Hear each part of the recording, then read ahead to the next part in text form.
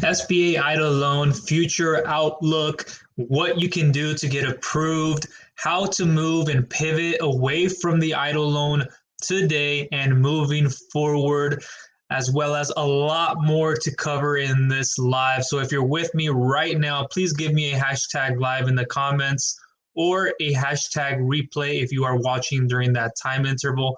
Welcome in, Tristan. How are you doing today? So I will cover everything you need to know. This will be your Thursday daily dose of understanding business funding, business credit, and everything you need to know about getting a business loan in general. And I cover so much more on this channel, as well as taking advantage of different opportunities as they arise, what the current market is talking about, which I will get into right now, into the SBA Eidl loans, what's happening behind that, what is the current market telling us with business funding, how to get approved for business funding without collateral or even with it, with bad credit and even insufficient cash flow, what you need to do to prepare so that when you walk into an application with 110% confidence and certainty, you know you will get approved without wasting time. We're talking about days, weeks, months, and even years of sifting through old, outdated, scammy information that just doesn't belong. So I'm going to cover all of that just in a moment. But let me know where you guys are tuning in from. How is your day going? What expectations do you have from this live and also from getting business funding? Listen, I've spoken to plenty of you every single day. I do my best to go on email, a text message, direct messenger, try to make the appointment. Sometimes there are no shows and without me knowing, and then on a call if necessary. And I do my best in the mornings to do it as well as in the afternoons. But if you know this already, I produce a lot of content. So I'm constantly working on projects. And in the time that I get, I'll transition over to replying back. It is a team of one, myself working behind all of this to help you get financing. Today, we've had plenty of people accepting their offers. If I could show you, I would, but that's something confidential. But I have a lot of people that I've been guiding the right way to get business funding. Outside of business funding, where should you begin? Hey, let's fix your credit score. FICO, how do we get it? How do we repair it? How do we increase it? How do we look at building business credit? How do we look at a credit line hybrid where we can get 0% interest for 6 to 18 months, which I'm going to talk about. And you've probably been hearing me speak about it this whole week, but have been brushing it off or are unsure about what the actual qualifications are. So I'll get into that in a moment. But again, it's been an amazing week, especially for Eidl. And in terms of people getting accepted, people getting their reconsideration in. And I'm going to leave information of that down below in the description. So anything you guys need will be there. Any questions asked that will be covered will be down below in the description. As in one, if you have not filled out the business questionnaire form that I have on my site from Viral Funding Solutions, as the broker, as your agent, I can help you in any magnitude possible. Whether you have interest, whether you don't, or excuse me, whether you have collateral or don't, there are different guidelines, prime rates plus a certain percentage and so forth. I'm going to help you every step of the way. But that questionnaire, if you haven't submitted it, I would. And what you do is you fill out some simple funding details that then it will land in my email inbox, where then I will analyze, evaluate, and give you a proper response back via email, letting you know what the qualifications, how it works, where's the application, the review videos, bonus content, bonus material, and everything else. And if you're currently waiting for it, just know that I've been flooded with a lot of work. I had people today reaching out, well, you haven't responded back, and it's been like a day or two. And I go, well, I see it. I'm actually looking at it as we speak, as I'm putting this email, this text, or maybe the phone call. The thing is, I do get flooded with a lot of work. You guys got to understand that at a time it used to be where I could just go through and run through every one of these files, but it takes time and energy to put them together. And once they're done, it's like, it's well worth it. So please be patient with me. If I haven't responded back to your email, I just responded back to a few people about 5 to 10 minutes ago before I got on here. That's what I was preparing, my notes, which I will be covering. Now, let's get right into it. The Eidl loans. I'm sure that's what you're here for, whether you got the first one or not. You requested an increase. You've been denied a couple of times. You're in your final reconsideration. And you're wondering, hey, what's going on? Excuse me, Pat T. What should I do? I don't know where to go. Well, if you've been following me for some time, I came out with some video content on the template, on some emails you can go and send, and what you should do to get in contact, and how to look out for that increase button in case it is there. If it isn't, then that usually means you want maxed out, or you're just not eligible for an increase. And sometimes it comes in via email, or you may have to email them back and say, hey, I didn't even get an increase. Am I eligible for one? And I won't talk about in this video what it means to be eligible for the EIDL loan itself, as well as the reconsideration. I released a video that I believe I put already in the description below, but that one is the EIDL increase reconsideration fix video on why you're ineligible, why you would be eligible. I just spoke to a family member yesterday. I literally was laying in the bathtub because I recover on like hard days. This is what I'll do, like after this and after I get on TikTok for a moment, I will go and relax my mind, and that's how I do it to alleviate myself. And I relax in that hot, not a hot tub, but like the bathtub, and I'll sit in there with the Epsom magnesium salt, and it's a good way to relax. And I do many different ways, but regardless of that, so I got a call from one of them, and then I call from another one. And I said, I'm not available at the moment, but I can get back to you in a little bit. And so after I got out, I changed and stuff, and I gave her a phone call. And she's been talking to me about the EIDL loan. And they have a home caregiving business between a few owners. And it's in a spot where they didn't even receive the first amount. And maybe they didn't know what the qualifications, the eligibility, and eligibility, but they were in a situation where they weren't going to get approved because they didn't have their they weren't set up before the 2020 year, January of that 2020. And if they didn't get set up, maybe they had their licenses and a bit of more things that are required as operational or non-operational, they weren't going to get it because of that. So you had to enter at a certain stage to, one, get it, but there are other things that can make you ineligible, such as credit, not being able to verify ownership, and there are a lot more. So those are just a few of the many that I actually made a video for, again, that I will try to link to you if it's there already down below in the description. And so there are people of different situations. You may have contacted me, but again, like I said, if I'm very flooded, I'm doing my best. Fridays and Saturdays are usually my catch-up days. Everything else underneath that, I'm busting and working for you guys, getting applications in, following with people who are actually very serious about this, people who say they want funding, but they don't just go AWOL. They don't just go Casper the Friendly Ghost. They don't just disappear. They don't just look for information. I love giving you it. As a broker agent, if you're not ready for funding, I don't mind. I'm going to give you information. So if any point in time, whether you do want it or not, you'll be ready.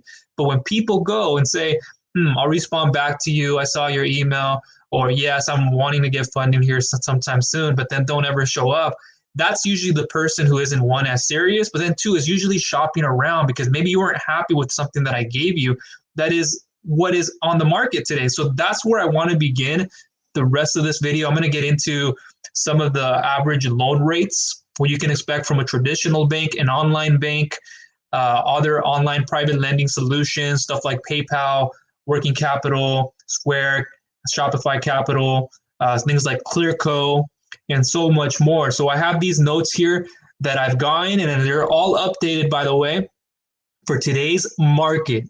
So clear your mind of what is 5 years ago, what was before COVID, whatever it looked like in your industry.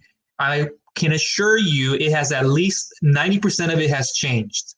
And it's continuously changing and evolving. It's gotten to a point where it's more, I wouldn't say the best rates, but it's more stable. And you have to understand, do you qualify for those? That's a whole nother question that I'll be covering here after I go through some of these. So something you have to understand are, what are the actual average business loan interest rates? When we're talking about anything outside of government funding, like let's put on our Bob the Builder alternative lending hat here for a second. Let's put down our EIDL loan hat. Let's put down the PPP, the grants, because listen, the funding, there is less than a couple of billion left in the pot. So at the end of April, we might not even get there. Beginning of May, that should be gone and depleted. Who knows when it'll come back? You may have a deferment, but you're still paying on the interest. You may have had to put up collateral. You may have had to put something up very precious of yours that you don't want to. So let's think about what these are, and there is extra material down below for you on what are those alternative options. Now, one thing very quickly, and I swear I'll jump right into this. I'm going to be releasing a video here soon. I have it unlisted, but I talked about, it's a little different. I spoke about what my essentials are. You know, those like NBA stars or whoever, they go on and they show you, here are my like 5 essentials. I made a similar video so you guys can get to know me a little bit more. And that video is well in depth, and some things that I just can't live without, you might be able to relate to. But I should be releasing that maybe sometime soon. It'll be a little bit different, but just be on the lookout for that. It's pretty fun stuff. You're going to learn about, you know, some of my quirks and how I can be. But average business loan interest rates. So the traditional bank rates, well, yeah, there's a range, but I'm going to also tell you what the actual amount would originally be. So you can see anything between 2 to 13% in a traditional bank today. But getting all this information, going through my own banks, going through my connections that I have with the vice presidents of funding and going through the people who open the most business accounts, and I have these connections, so I know what's happening. I know if you've gone to the bank, I know exactly because I've been in that position myself and they know me. And so I asked, what would today be the standard interest rate? And I don't have to ask, well, for what industry or for what are they giving up? What would it look like? No, I just want to know what the actual number is.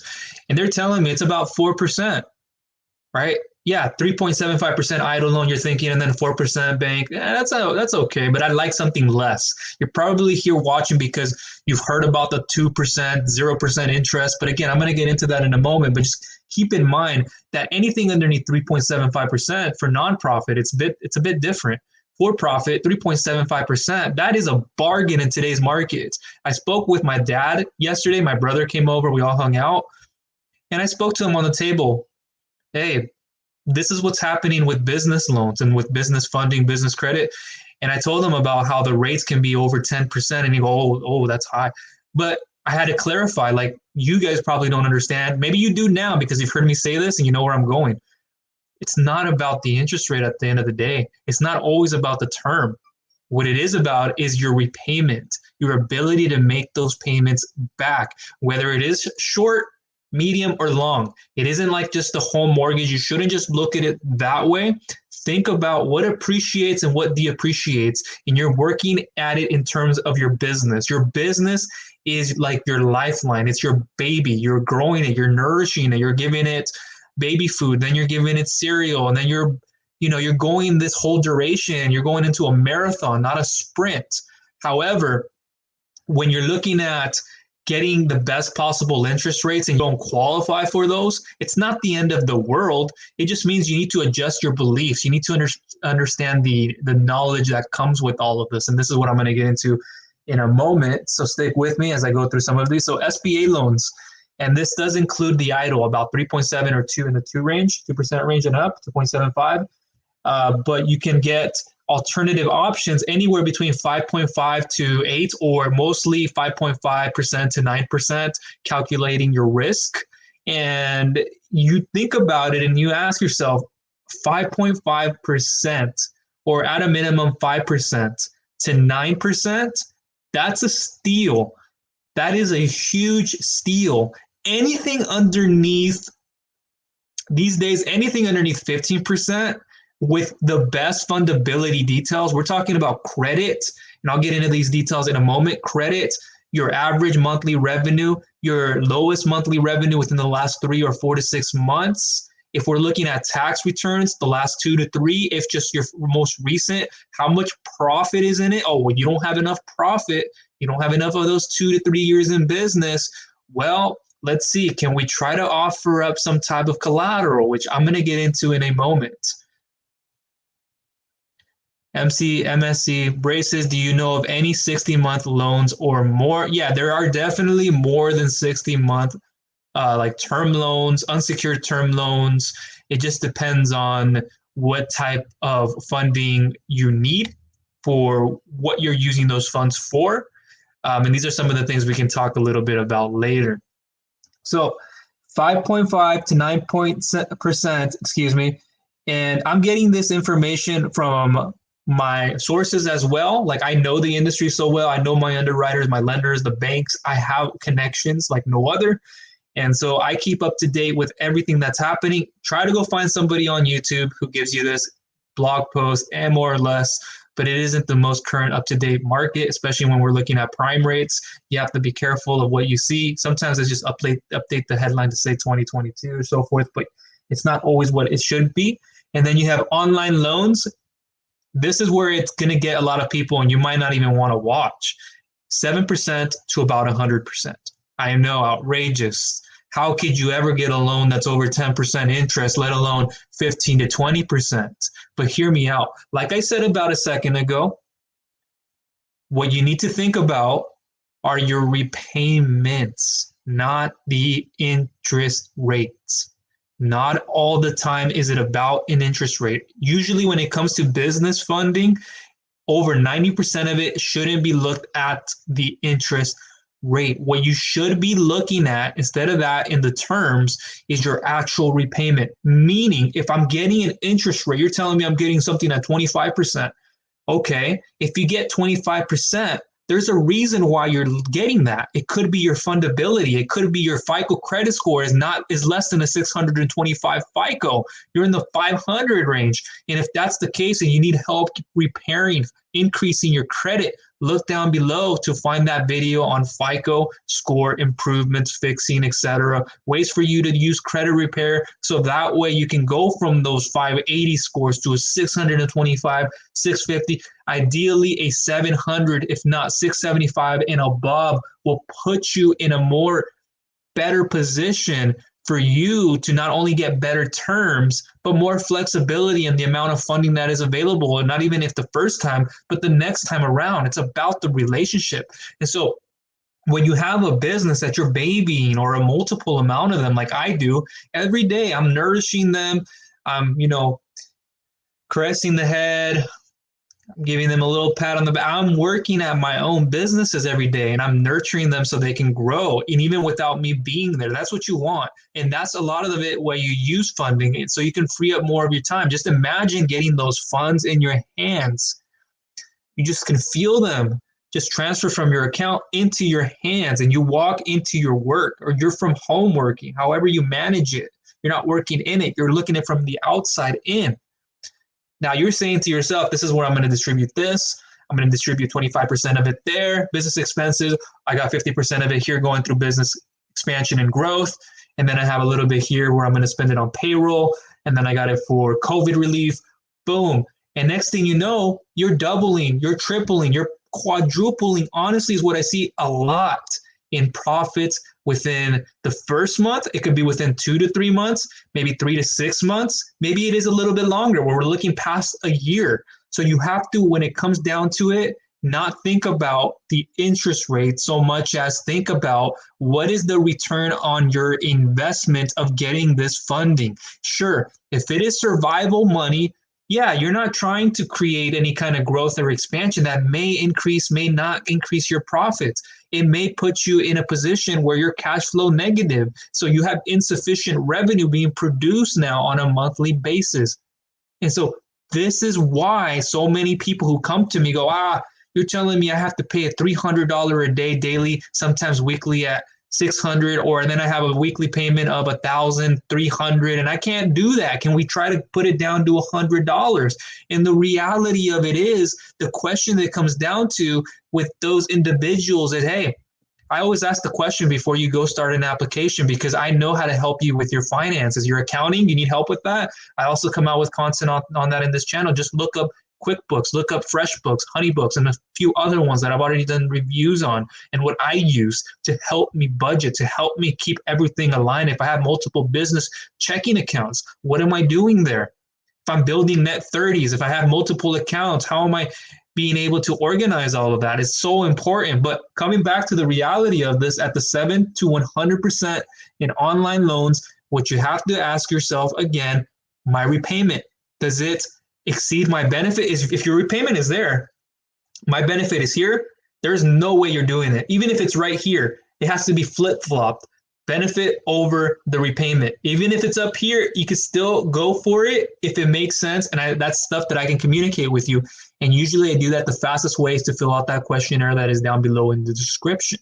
That is calculated wise the best way, because if I got on a call with every person without knowing at least what those details look like, I'm going blindly into a phone call. And a lot of the times a phone call is not what is needed. What is needed is to actually review those emails that have been sent to you. And very humbly, I say that, not in an aggressive tone, but just so you guys can understand that, hey, this is the most efficient broker / agent who's going to help you. And I know this because I have connections with billionaires. I have connections with people who understand that whether I'm doing nothing, whether I'm doing 10,000 a month, a million a month, heck, a billion, which I've seen, you have to understand that what each and every business owner looks at every level when I communicate with them is the repayment. And so, sure, 14% home mortgage. So what is it that's helping you look past that? It's the actual meaning of you having that home. It's you being able to provide for a family that you have sitting in this home who can walk wherever they please, open the refrigerator whenever they want to, go walk outside and take a fresh of breath air, park your cars in the driveway, on the side of the street, mow the lawn. The meaning of growing and raising a family is much more effective to you than it actually means having that interest. Sure, you would want it lowered, but like a business loan that is a bit different where, for example, you get 15 or 20% even and above in interest. Well, what is my funding details telling me? I have a 580 FICO, and I'm going to get into a few examples here on the share screen. At any time, if you guys have any questions, please feel free to voice it for me. So with the example here, let's say about 20% in interest, then you think about it. Well, what are you using those funds for? Let me know in the comment section if you want to say, what are you using these funds for? Are they being used for growth and expansion? You just have business expenses, just trying to recover the costs of what you took out of your business checking account to open up a new location, which I have multiple people doing. It's just the understanding needs to come from, hey, if this is expensive money, how am I using this? Oh, well, I have a 580 FICO. It already doesn't look good. So with a 580 FICO, your expectations are to get 2+ years with the maximum amount of funding you could qualify for with a monthly repayment at a 580 FICO. That isn't usually given. That's usually reserved for individuals who have at least a 625, but if not more, a 680 to 700 ideally and above in your Experian FICO credit score within your consumer reports with your 3 credit bureaus. That's what is wanted, as well as having the revenue at least $50,000 a month, and then having at least 2+ years in business. No longer is it less than 2 years. You're going to get the maximum amount of funding. You're going to be the most eligible funding client. So what that tells us is you have to start looking at, yes, the repayment, but if I get a little bit, listen, this is what I just told an individual who got funded today. And they were like, oh, so they got in and out like that. And so one thing that I shared with them, and I told my dad this last night, and he just, you know how pops can be. Like they don't change their facial expression, but they just go, I just got something. So what you need to do is this individual getting approved for like 25K, I believe, but then they said, well, that interest or the rate is just a little higher for me. It's not calculated perhaps 100% on interest. The rate seemed a little bit medium. 25,000. We normally give you an offer that makes sense. We won't ever, like when I'm doing all this, we will never give you an offer that is just bizarre, that it will hurt your business. We know what we can give you beforehand, before it's presented to you. So pre-qualification offer or final offer, which I'll get into some of the things here in a moment. But they couldn't take that amount because they knew accounting wise, and they knew with their structure of their business that would possibly hurt them within about 4 to 5 months from today. And they were given, at a 580 FICO, they were given about 6 months. And that's the problem because of the FICO score. FICO is a problem. And so with that said, we were able to bring down the offer to about 16,000, drop their payment about more than half. And then their weekly repayment just came down under. and then their monthly repayment. While a lot of people would say that's a little high, it's a lot better, it's a lot lower. And it doesn't really matter if you're getting a $4,000 to $5,000 to $10,000 and above monthly repayment. I know these EIDL loans, yeah, $1,000, or I'm getting only a $500 a month repayment, and you're sitting on that. But the reality of how to get these business loans outside of the government that's more realistic is, hey, if I'm paying $3,000 on a 20% interest loan or so, however it's calculated, I'm paying $3,000. Let's give you the example of $5,000 and above. You're paying $5,000 over the course of 6 months. Sure, that is $30,000. However, what you're looking at is how much funding did you get? Perhaps $25,000. I'm not doing the actual numbers here, by the way. I'm just throwing some numbers out there. So I know some of you guys coming back to watch this, you're like, usually I have the numbers here, but this is one that I'm running through really quick. So yeah, you're saying $30,000 in 6 months. Well, and that's not always the case, not always that much. But again, I'm just throwing numbers. So, well, you got $25,000. You have that much to pay back in those 6 months. Well, with those $25,000 you're getting, you're going to be tripling your business. You're doing around $30,000 a month. So $25,000, you're going to get an extra $15,000 to $20,000 per month for the next year to two plus, and you know your business well enough. So that $30,000 just got blown away by $40,000, by $50,000 that you're going to be bringing in revenue now that it's increasing. And it doesn't have to be increasing money. It could be stable money. I hope that makes sense to you. Let me know in the comment section if there's something you want me to clear up. But that's how I spoke to with the gentleman about 3 yesterday before I went on a jog. I actually ended up doing my workout in the house because it started raining. Vancouver, Washington. If you're in cold weather climate, you understand. And so the thing is, he wasn't ready because he's probably listening right now. He does not have at least 3 months of sufficient cash flow. No collateral needs to be given up, but he understood these medium to high rates. He understood coming in with his credit score. He understood the revenue he has. 2 months, no cash flow. 1 month, yes. Come back to me in about 3 to 4 months, have sufficient, consistent cash flow. He's telling me he's going to increase his profits about another $10,000 to $15,000. He's going to come back, get the funding he needs. And what's going to happen? He's going to be doubling, tripling his profits.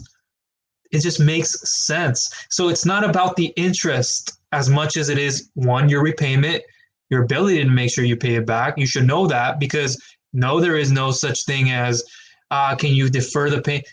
If you even have a strong enough of a relationship, sometimes it's very rare. There's like a 1% chance that'll even happen, and it has to be very industry specific, and it has to be like just built on a strong relationship. But it's not going to happen where they just say, well, no, we can't defer that. And the thing is, you're liable for having this money that you can't pay back to a lender or lender sources that they just, hey, we said this is what's happening. This is part of the contract. This is the funding you need. Without the funding, just imagine you not having that. You wouldn't be able to run another 2 to 3 marketing campaigns that are going to give you at least 10, 20, 30,000 each.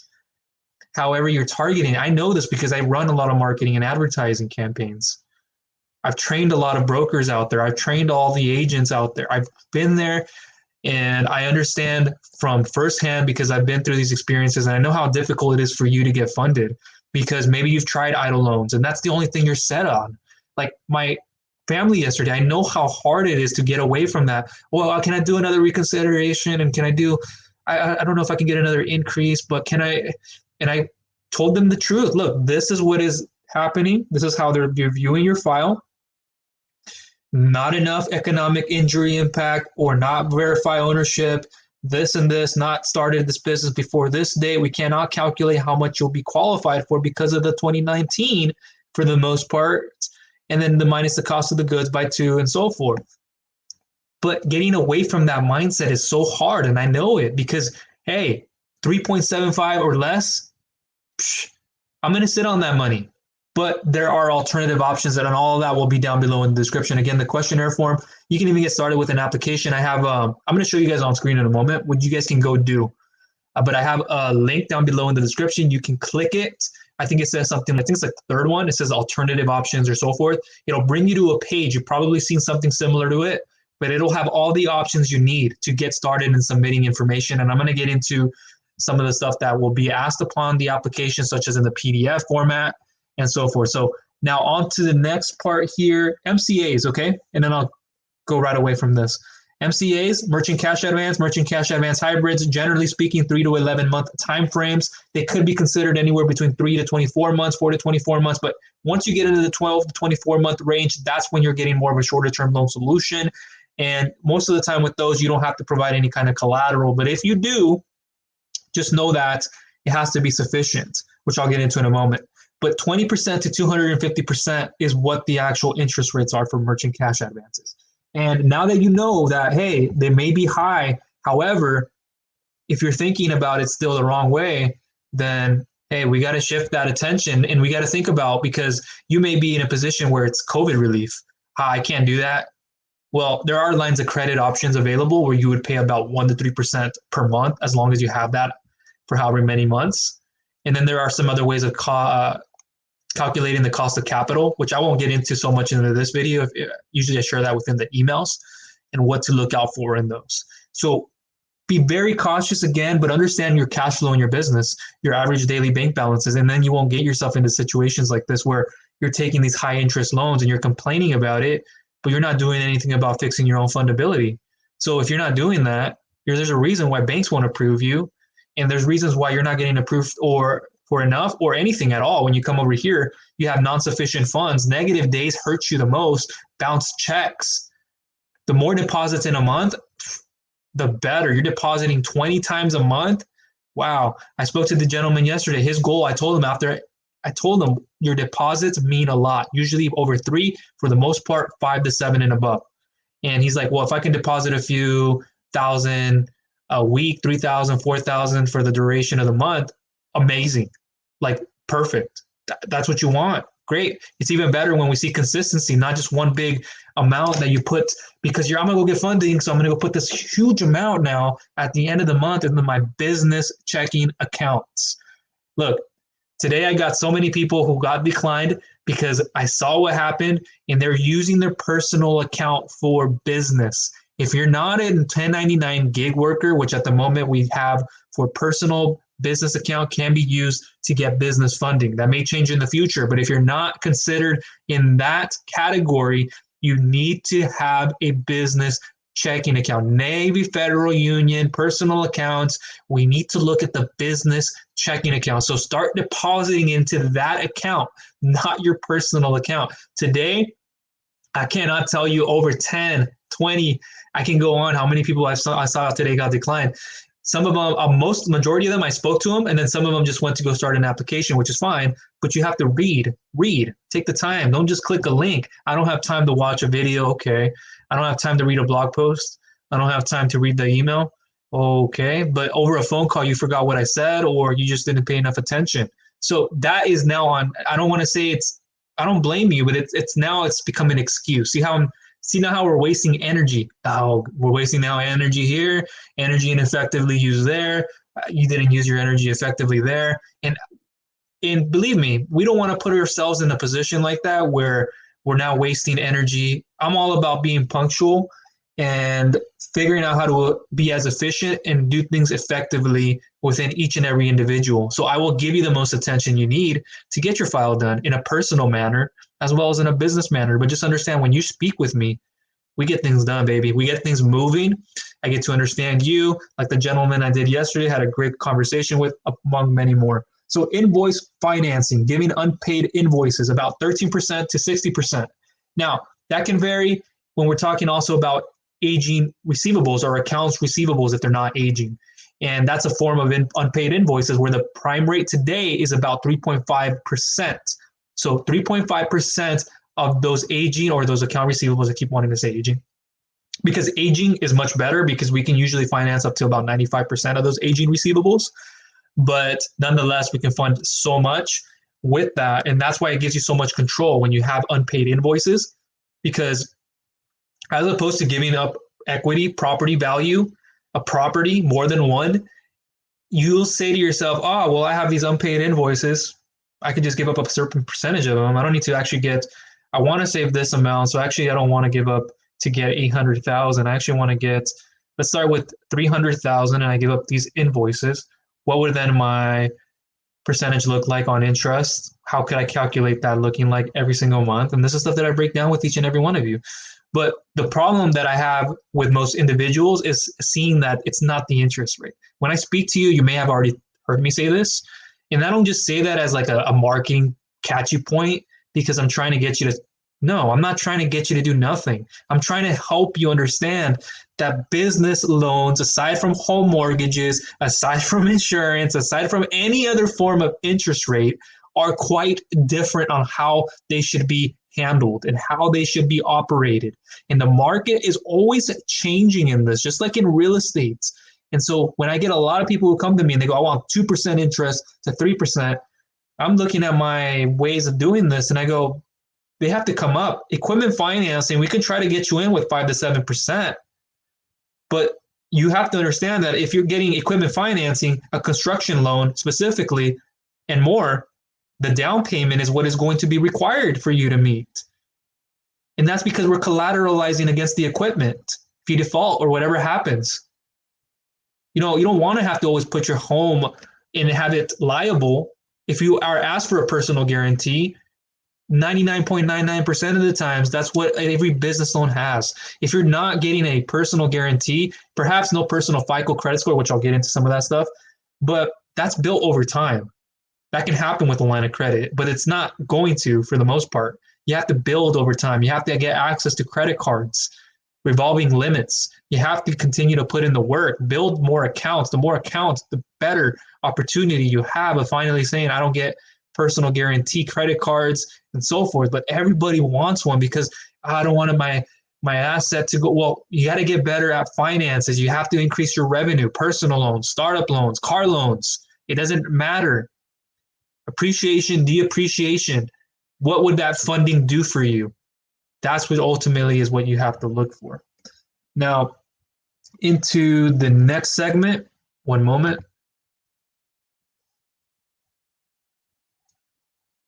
So I just spoke about some of those interest rates at okay, so now let me actually get into this next part, and then we'll move from there. I appreciate you guys' time for being here. I really do. It's been a long week. Been helping a lot of people get funding and no funding, but then also showing them which directions to go in, because a lot of people, like, you gotta at a point stop shopping around and really listen to someone like myself was what they're saying.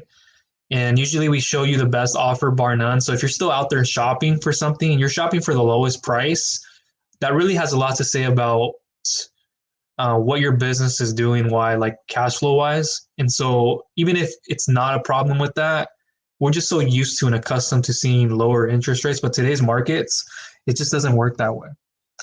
So over here, so one thing you have to understand though, when you're getting secured collateral, if you're getting a line of credit that's secured back up by collateral, a lot of it you can expect the prime rate around the 3.5% to 2% to 8% is typically what's added on top of that when we assess the risk. So you can be looking at anywhere between 5.5 to about 10% or so with these secured line of credits. But that's the advantage because you're offering collateral. Usually what's most attractive is giving accounts receivables, giving up these unpaid invoices. If you have equipment, we may be able to use that alone, use that on top of it. When you start stacking a few things, it can help you lower the interest rate. But just understand that you're coming into it with collateral. A lot of it we can get you underneath 10%.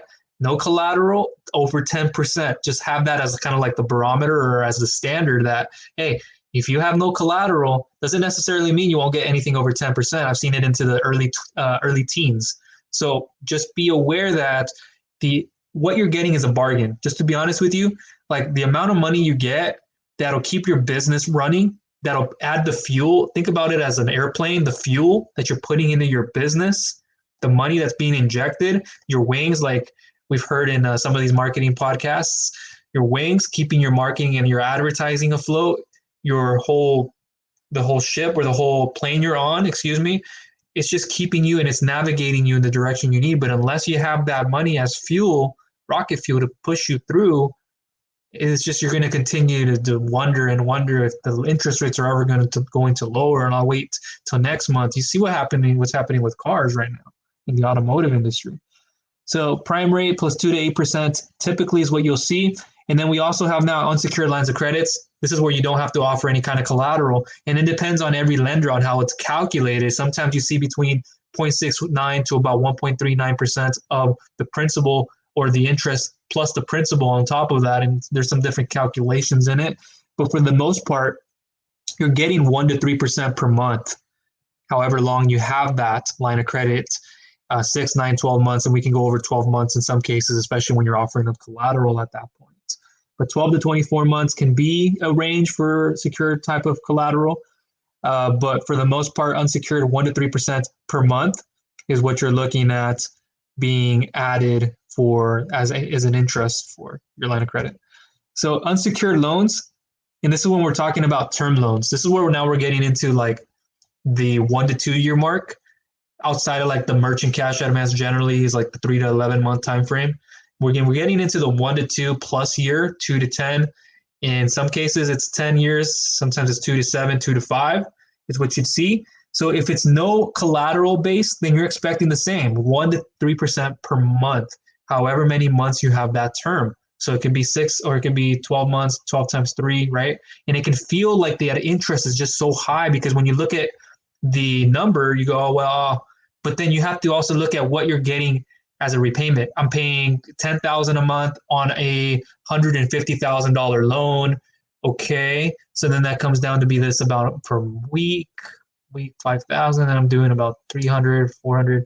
Yeah, it may look a little high on paper, but when you actually look at what your business plan is, this is why every one of you should really understand what is my business plan. If I'm just starting a business, which a lot of us have gotten good at that, if I have a plan going into this, what are my projections? That's what we want to focus on. I have my business right now. Like when I started and I was doing all this, my business, I'm doing at least 5,000 now. Woo, got me. It took me some time to get there. I was so proud of myself. I literally cried because the sweat equity, the amount of work it takes to just get that kind of profit and not only do that, but consistently, right? This is why we work. This is why we get up every day, not to be an employee, but to work for ourselves, to value our own business, to help it grow, to nourish it. So when I got to a point like that, I had to understand myself, well, I'm taking out, now I'm over 20,000, I'm doing this, and now I'm getting a $15,000 loan at this 1.45 interest because of this. And so when I'm adding all the numbers together, it makes sense to me. Why? Because I have this business plan, the projections of what I'm taking that funding for there was a time where I was just using it for marketing and advertising. So I'm going to inject it like this. And I've seen it previously work. Like it's produced me an extra $8,000 to $10,000, but I'm running low on funds. I cannot use my savings account anymore. I just cannot.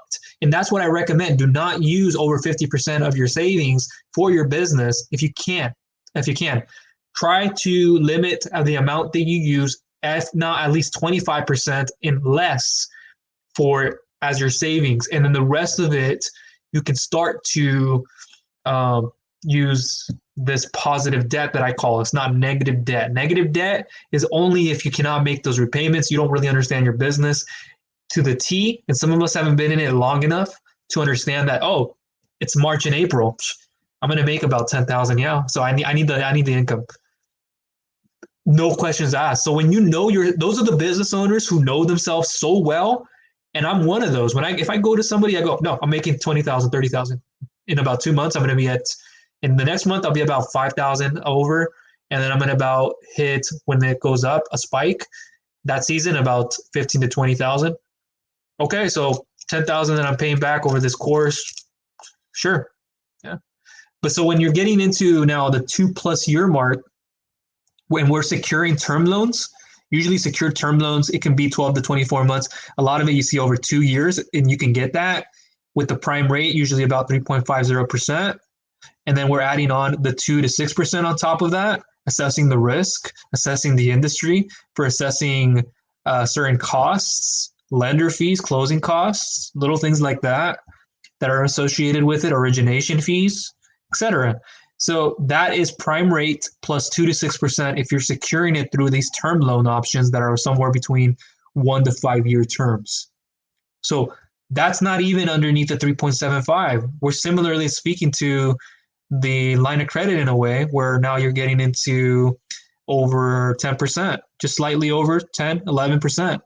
But that's a bargain when you're talking about giving up your collateral to secure that funding that you're going to be given this amount of years. So it doesn't, and the thing that I love about these is it gives you more control over what you want to give up, over what assets you have, what is appreciating, what's depreciating. Do you have equipment financing? Okay. Well, what do we have to give up, if anything? Do you have anything as collateral? No, usually it's a down payment. Well, you don't have a 700 FICO. It's a bit difficult. No 2+ years in business. So you have to think about those things. So now we have an account receivables line of credit. And this is a very popular choice amongst many business owners. And I've been speaking to plenty of them this week, as well as last week. And I'll be continuously bringing up this. But account receivables line of credits, prime rate 3.50% plus 2%. That sets you at 5.5%. Amazing. Honestly, that's going to be like the lowest you're going to get if you're giving up unpaid invoices for the most part. That's what's most attractive when we're talking about accounts receivables. If we're talking about like an equipment, 5 to 7%, usually on the 7% side. So now we're getting a little higher. But for a bargain at 5.5%, where it used to be about 2% prime rate plus about 2% or so, or just 2% itself without anything added on it, that's a bargain. So keep that on the back of your mind. Now let me transition into the next topic, and I'll try to jump onto the share screen here and we'll end the video. So getting approved for funding, even if you have bad credit, you just have to understand, like, if I have less than a 600 FICO, what am I qualifying for? Are you satisfied with what you get? If you're not, then let's work on increasing it. Let's work on fixing it. And when you get yourself to at least a 625, you're doing sufficiently in revenue, and we can get you enough from a 6-month term, from a 4 to 6 month term, moving into a 7 and 11 month term. That's a win. It doesn't have to be 12 to 24 months. And it also has to make sense. And if you have the collateral to give up, then we move you from there to there. But if not, then it's not like you have to be consistently arguing or consistently being upset. It's not about the interest. And I said, I know I've said that so many times, but it's over exhausting how many times, we come to the business funding world, because I've been there, and we think about, oh, no, 15%, no. Well, if I look at your details, you have no collateral. 580 FICO score, let's get that up. At least get you at least 8 or 9 months. That would do a lot more. Let's scale back. If you can't take that offer, then we drop it. Now you have less of a repayment. So how to get approved for it without collateral. Again, you have to understand that we're basing it off of cash flow. So I'm looking at my document on my screen, and now I'm back here with you guys. Hi, David. And so you have to understand that without collateral, you can't just base it off of credit. It's normally off of cash flow. So EIDL loans, credit, cash flow, collateral. Revenue-based funding, usually cash flow. No collateral, you have to have sufficient cash flow. Upwards, better. In the middle, it's okay. If you're keeping yourself stable, well, you also have to show us the projection, also the use of this funding if you're in like that positioning, as well as if you're on an increase. But if you are somewhere underneath that and you're just struggling to keep yourself in your average daily bank balances, you're on a negative, you're on a consistent rampage in that direction, then for one, it won't qualify you. And then two, you have too much of it. It completely just wipes it out the window. It keeps getting dark in here, doesn't it? Yeah, I'm going to turn on this light really quick.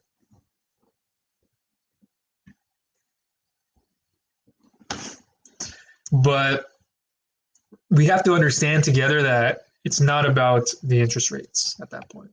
And so no collateral, cash flow.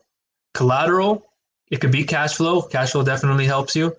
But if you have equipment, receivables, real estate, inventory, anything that can be used as an asset to help you, that can drop your rates. But again, it doesn't always have to drop the rate. It can always get you better terms with the similar rates. So it's a win-win. Now over here, insufficient cash flow, how to get funding even with that. Obviously you don't want that. You don't want to be in that category. You want to make sure you're staying stable and afloat, you're increasing.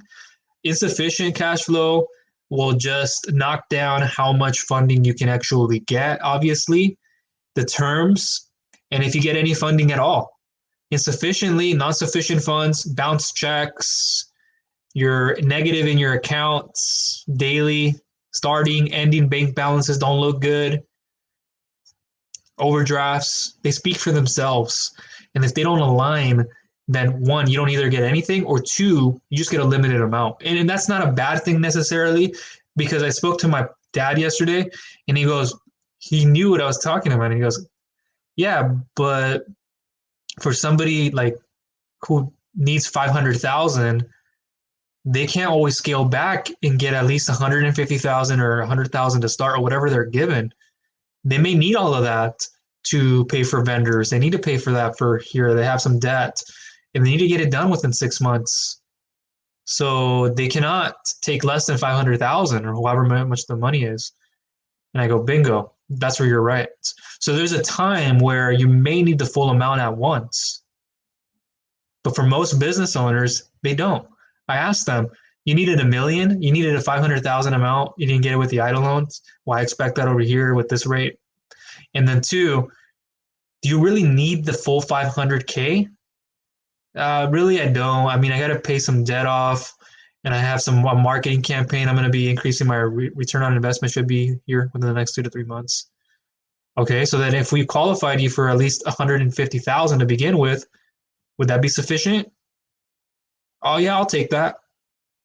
Okay, so you take 150K now, you come back and borrow more. Simple as that. However, if you have a project that's like, I need to inject the 500,000 in there right now, I can't. That's a different situation. And if that's the case, but you don't qualify for it, or two, you have collateral to give up, perhaps we can. You go happy, and it's not like you're having to come back for more. And if you do, now you know how all of this works. So that's what I wanted to get into, and I spoke with my dad about that yesterday. He already knew it, but I wanted to reemphasize, talk to him about a few clients who just are always on the edge, and just even after they've been shown how all of this works, it's hard for them to justify taking the funding because it might be insufficient cash flow, or they're on and up, but they're so used to and accustomed to getting these 2 to 3% because I'm royalty, or because I make $1 billion in my company, or you don't know, I'm the vice president, or I've grown 10 companies, I've been on Shark Tank, and it almost puts a smile on my face because it's arrogance. It's being obnoxious, it's being oblivious and not wanting to listen. You'll want to hear, but you're not listening. So I've had a few individuals the other day who gave me kind of like, it wasn't like, it was kind of like read between the lines, a smart remark. So I kind of gave them one in return, but it wasn't like out in the open because they were being a bit rude. And I go, whenever you're ready to get business funding, you know where to find me. But in today's economic landscape of things, this is just the way it is. And you know what I mean? Like, I didn't give them a bad answer. I just gave them a very truthful one. And hey, whenever you need help and you want to talk about what it means to actually take this funding at the percentage of a secured, unsecured term loan, lines of credits, because listen, those of you who have better credit, it could be better revenue on top of that. All 3 C's, collateral, credit, cash flow, usually the better. And those of you who have at least a 650 and above FICO, if not better, 680, 700 preferably, those of you are not going to want to get those merchant cash advance loans for 20, 50% interest. I get that. And you don't need to get those. The thing is, those individuals who don't have a 700 plus and above FICO score, have at least a 600, 500, are within that well range, are not good to excellent. Even if you have a great credit score, you don't always need those 1 to 2 years. You might not always qualify for that. Construction loans only get 12 months. Hefty down payment. You don't want a down payment? Well, let's revise you for an alternative. It might be a revenue-based loan / merchant cash advance / personal loan, but your credit is a huge determinant of that. Oh, well, I'm having to get this. Well, because your credit score stinks. We got to increase your credit. And that's just not me being rude. That's just me being realistic. So again, all this content will be down below in the description for you guys to get a hold of. Now, let me get into the share screen here. This is what I want to show you guys. a bit of the application process. I have an accounts receivable example, but I might skip that for now. Here, let me open this up here and I'll get into the share screen. Okay, let me.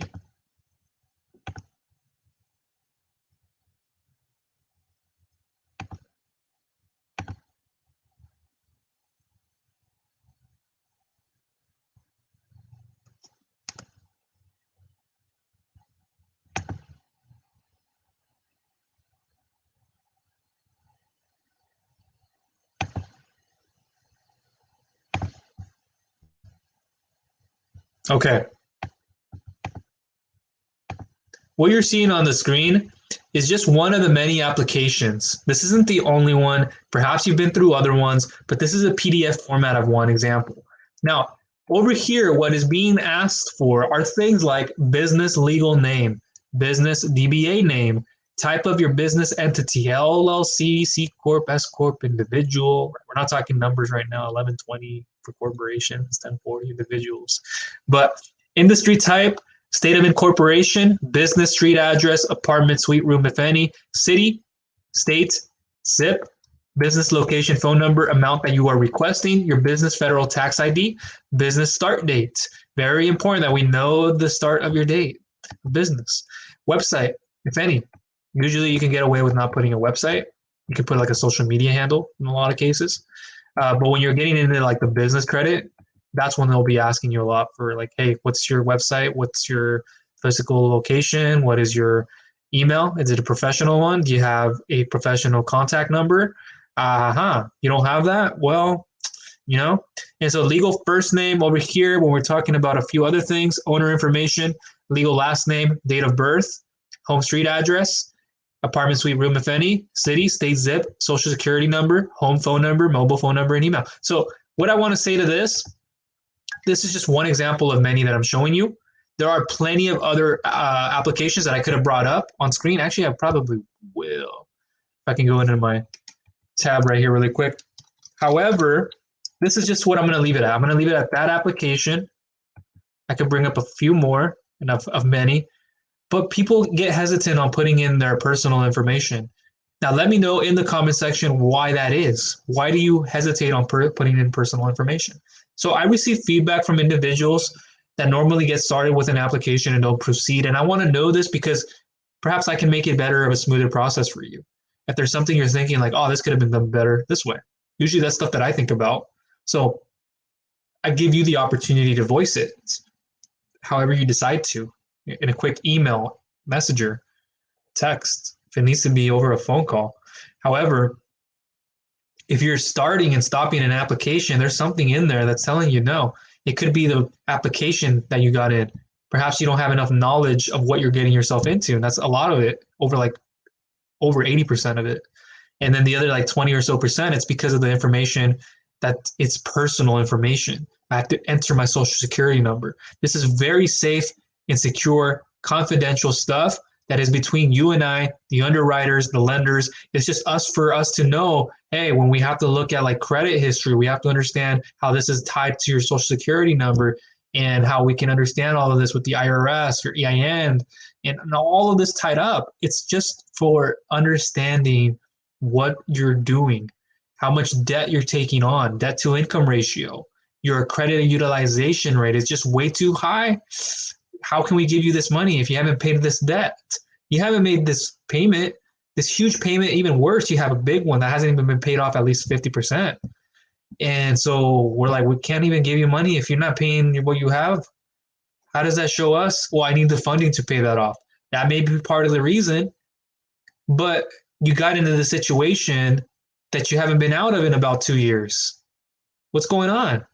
But you're doing this over there. So you see what I'm looking at. Like when people go to me and they go, that's not, it is the right amount you're getting. You're not getting anything at all because you're too high in this department. You don't have it nailed down there yet, but perhaps that's what you need the money for. And I get it, but we need to do a better job at understanding our finances if we're getting business funding in a whole sense. But yeah, just some of those things that are needed for an application process. I have a few examples that I want to run into. I actually have another. Let me do this. Control copy.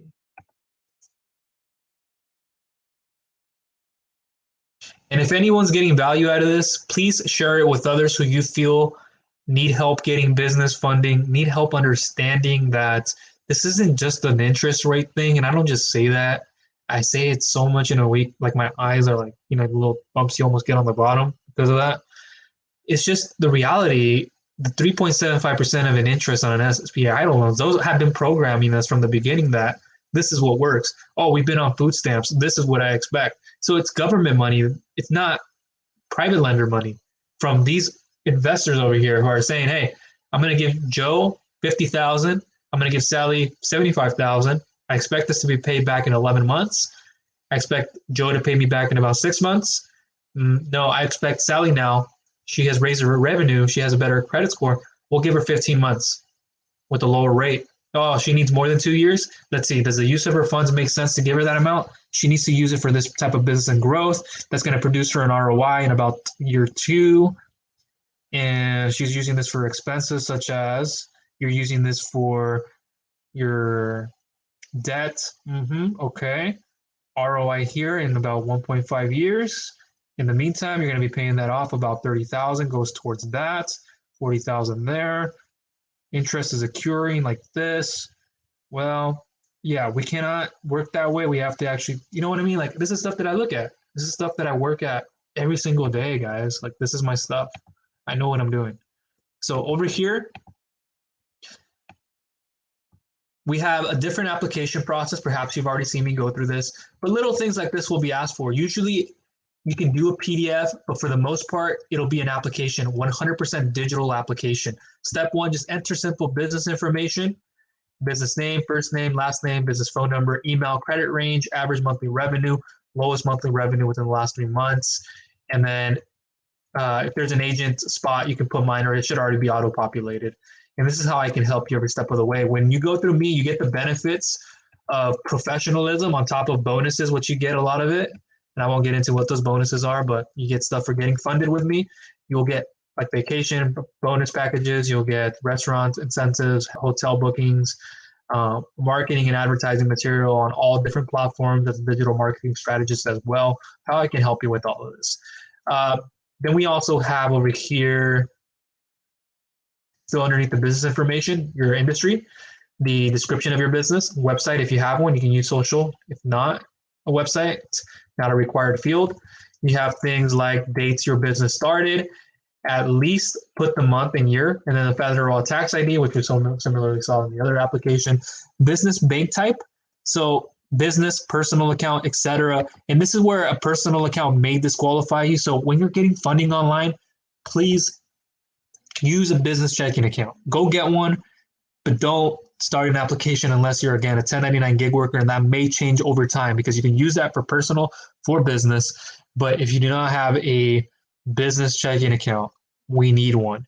Like today, these people like today would have gone offers in the 100,000, 50,000, and even less. I know that because I spoke with them, and I haven't spoken to them because I've been quite busy today, but I will try to get a hold of them. If you're one of them watching here, you're like, well, I've been disapproved and I don't know why. And I go, well, you knew why. You just are acting like you don't. And maybe you don't know specifically, so I can clear that up and we can get to the bottom line of why that is. But for the most part, if you don't have a business checking account using for business, not a personal, use for business, and you're not transferring from a personal checking account to a business account because that's not stated revenue. That's not claimed as your business revenue. That's claimed as on your personal side. If you're putting money from your business into a personal and then transferring it later over, we're seeing it as not being stated revenue. It needs to be money being flown directly into your business checking account, whether you have one or multiple ones. Multiple usually means you have like one for equipment, one for payroll, inventory. If you need to categorize that because you're getting bigger, because you have so much income coming in and you're like moving this part around and now you're quickly up and down every single week, you need to understand like what's happening, and you're calculating that much more than you are every single month at the end of the month. So those are just some of the things to be aware of. 8 bank statement issue video. I'll try to leave down below. If not, search it on my channel. The bank statements, you can just type that in. Bank statement, or I think 8 bank statement, and it should populate. So coming further with this, and we'll round up the video. I know we're over an hour now.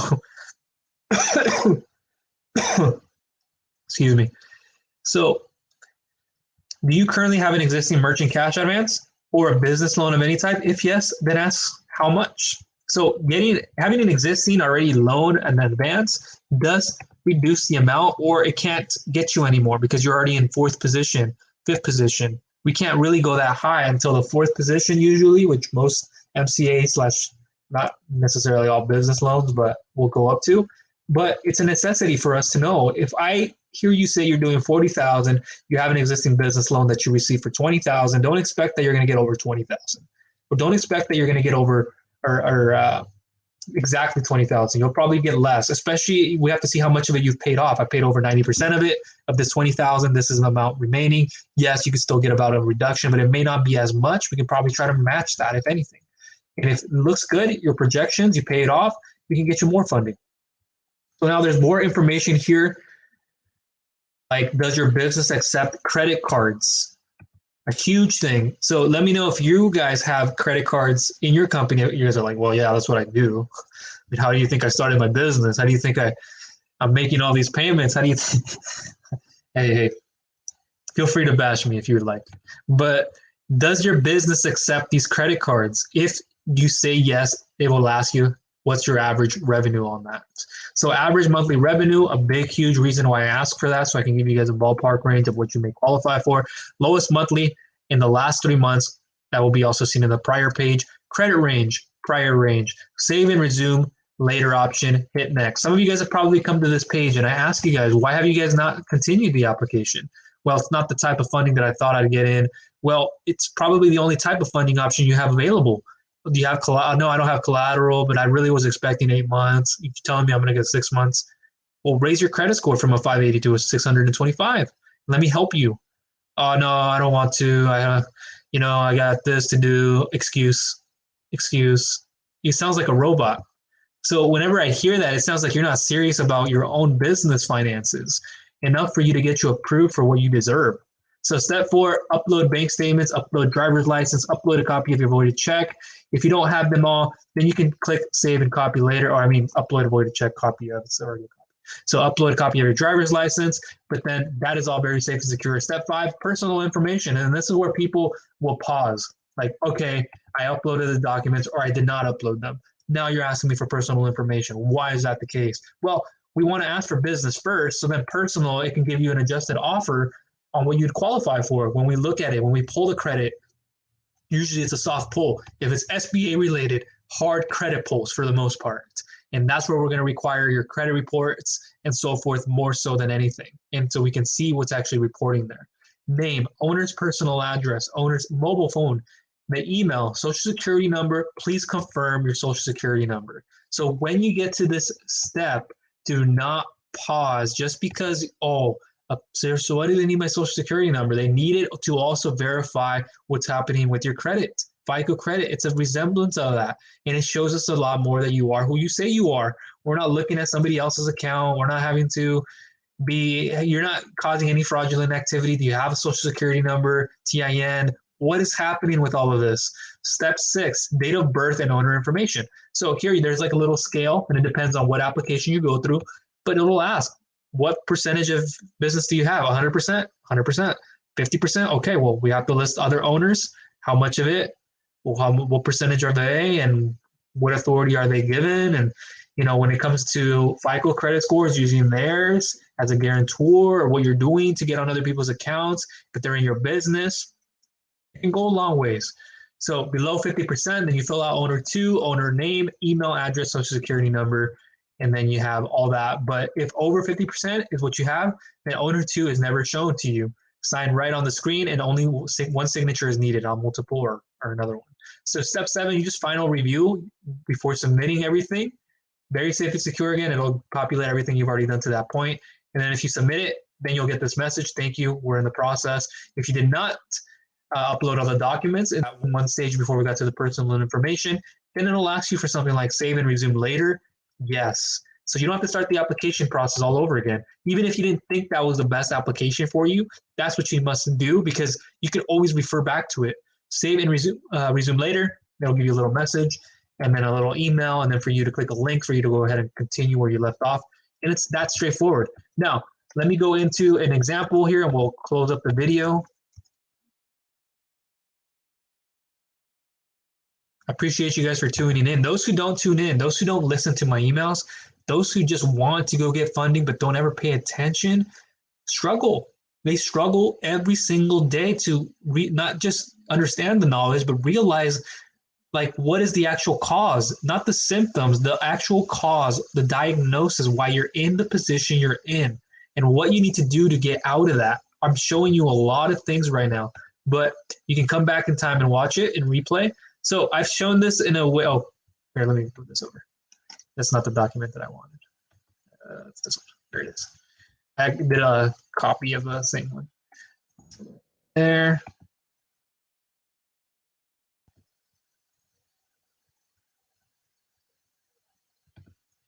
Now over here, you've probably seen a similar template or it's the same one, but this is just a few examples of breaking down some people who have different fundability details and what they're given. But before I cover that, let me move this on. So end of month offers, it's April 28th, 2022. And I try to do one of these towards the end of the month for that and for more, as you're seeing today. But if you currently have an offer on the table, do not just let it sit there. Whether you approve of it or disapprove of it, act on it.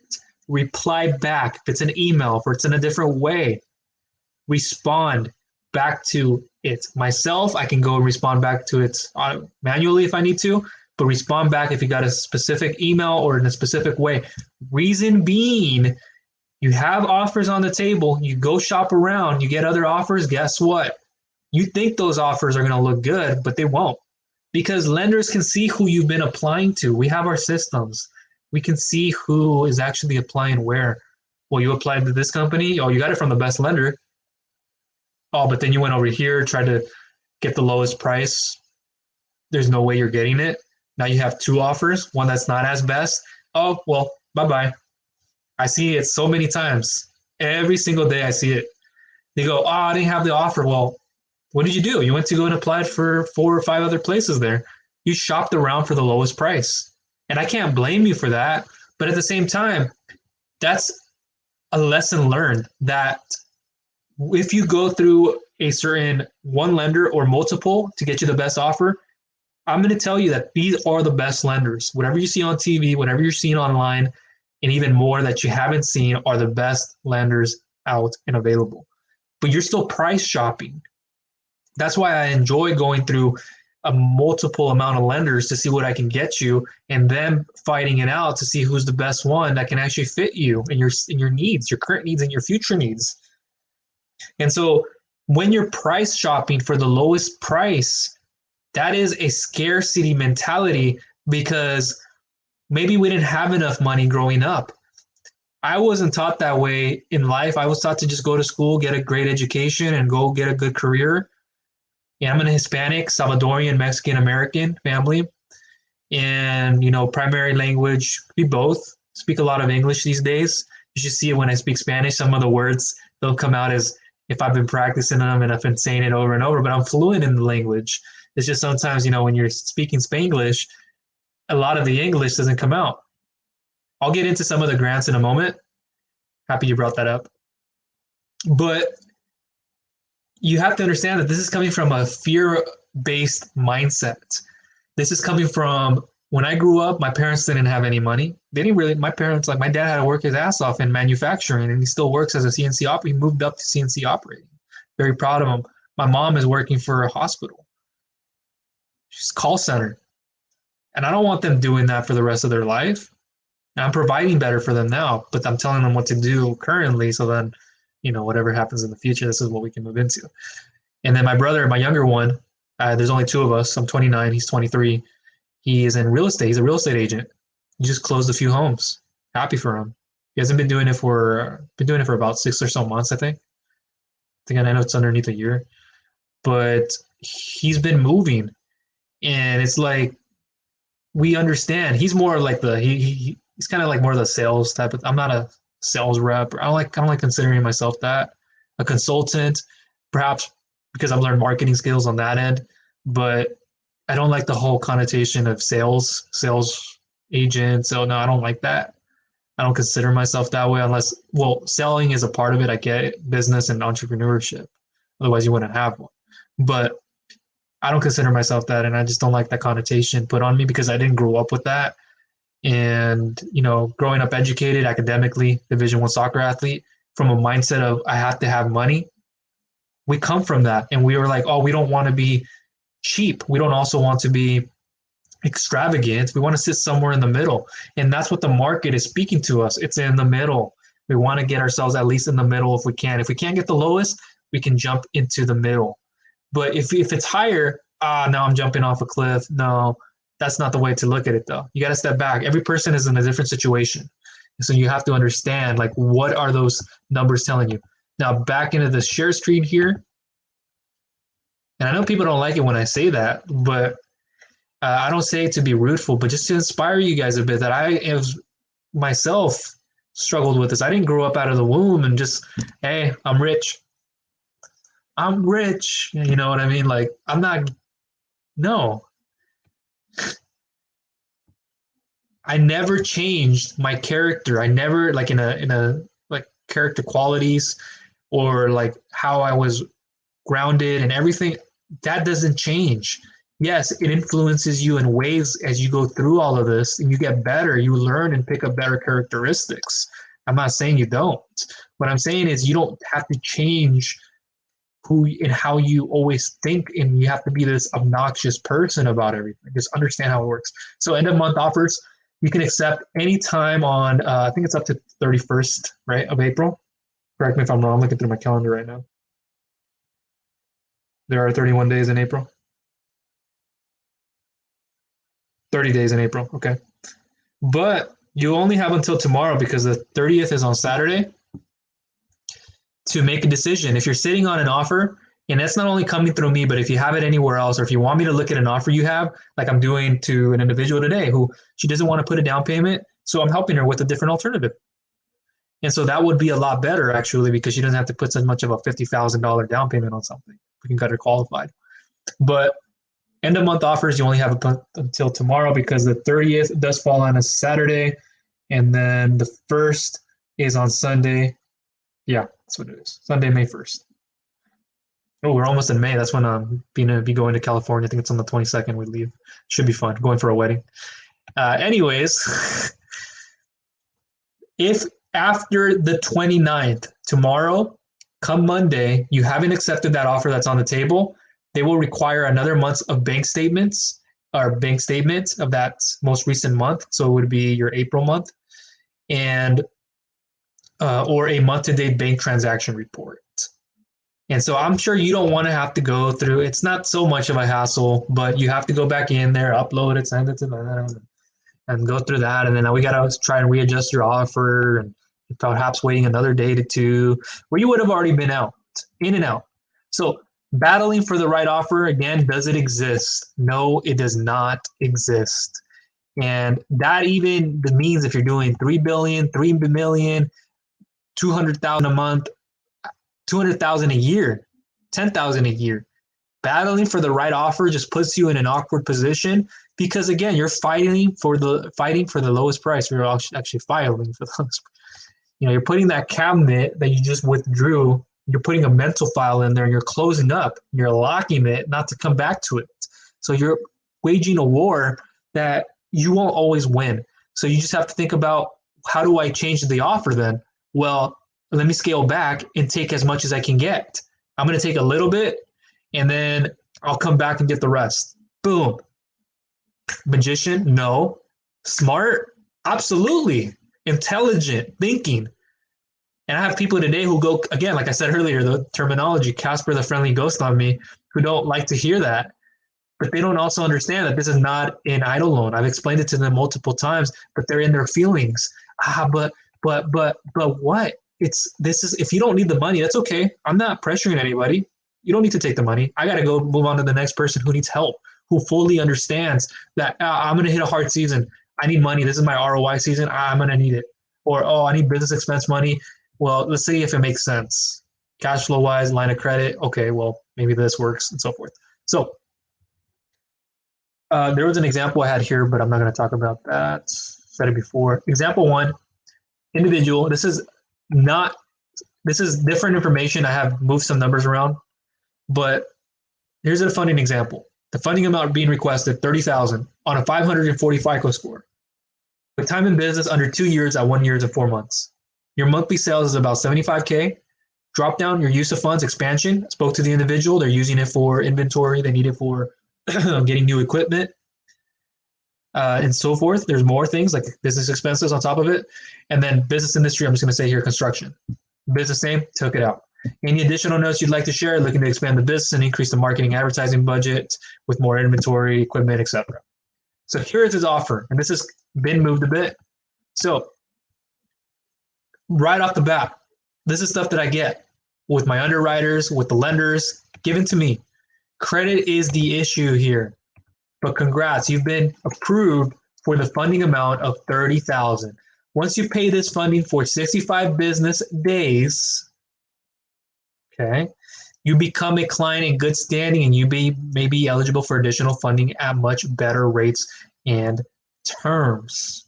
Please review the offer below and let us know if you would like to move forward with funding or should we close the file. Kind regards. And I took out the name there. But 1.19 to 1.49 is what we can get you in with the factor rate, or this is what we call total payback. Funding amount they were receiving, we'll say $35,000. We'll adjust it here. We'll say we added on an extra $5,000.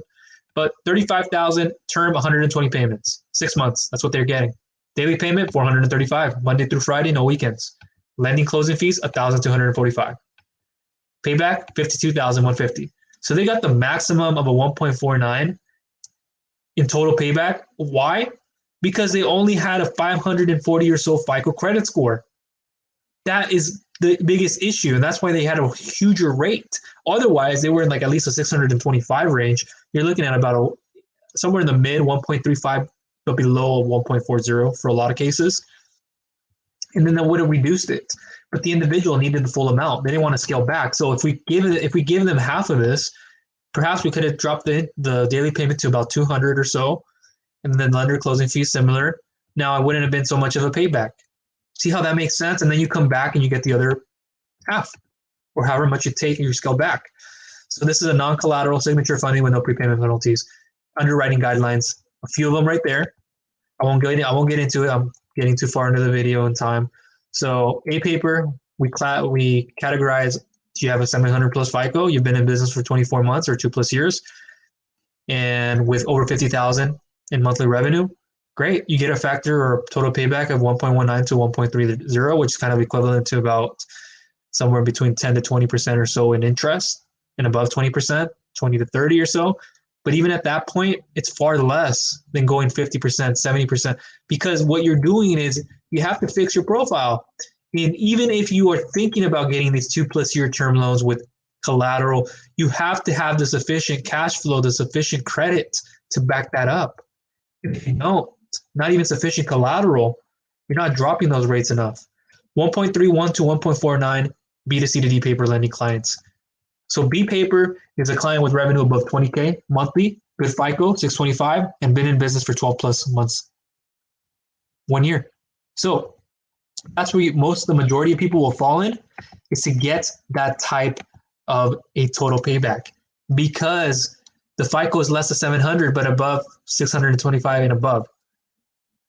Anything underneath 600, like 525 and above, you're considered C paper. So that's why I said the best possible outcome is to have at least a 625 FICO, bar none. If you want the lower rates, 625 and above. But when we're talking business funding, revenue above 20,000 a month. Okay? And some of us, we're not there yet, or we just don't think we'll ever be there, or we're just like, okay, we're crushing this. What are you speaking to me about? E-paper is a client with below 525 FICO. The rates you get, they vary depending on, obviously, the FICO, time in business, other credit issues such as past bankruptcies, if any, or your number of current delinquencies, if any. The lender partners take into consideration the time in business you have and monthly revenue dips when determining your rate. So again, projections, when I talk to people, what are you doing? No, you're on a decrease. No, it won't work too well. You won't get the most amount. Other issues that may impact the rate you get are a number of current funding positions, touched on it earlier, number of non-sufficient funds, number of negative bank days, number of inquiries on credit from other lenders, daily balances, along with a few other factors. Example 2, and I'll get into some of the grants if I can.